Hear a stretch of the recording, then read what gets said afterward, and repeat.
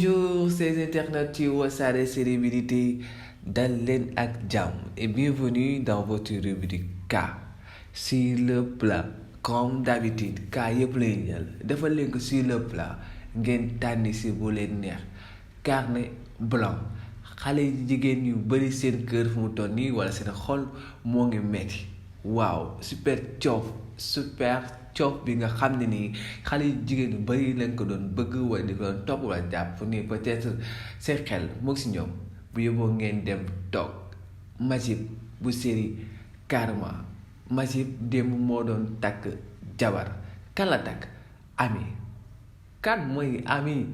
ami moom mooy Angèle moom tamit bokkoon na série boobu di série carrément xale bu tabaarakàlla macha allah xale bi tamit bu ngeen ko bëggee xam gis ngeen clip Wally Ballago Seck bi nga xam ne xale boobu la ñoom ñaar àndoon nañ ci démb la ñu toog 22h 23h jot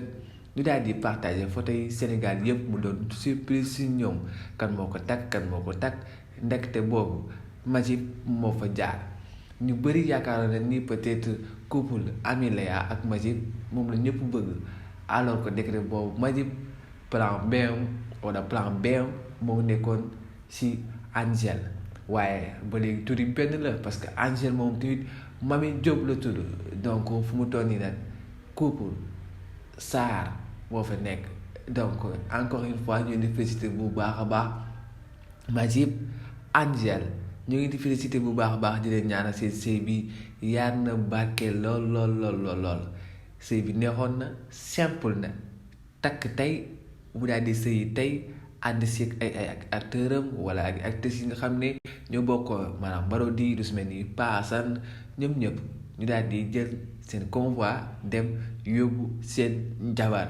mu doon loo xam ne lu rafet la macha allah. Encore une fois ñu di ñaanal bu baax a baax sëy bu barkeel ngay am seen njaboot tamit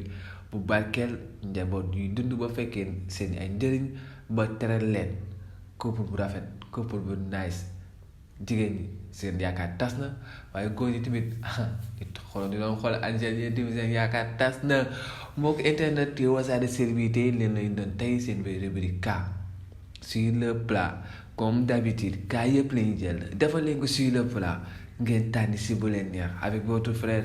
Maman. N'oubliez pas de vous abonner sur Wassare célébrités et mangez beaucoup de bananes. Ciao.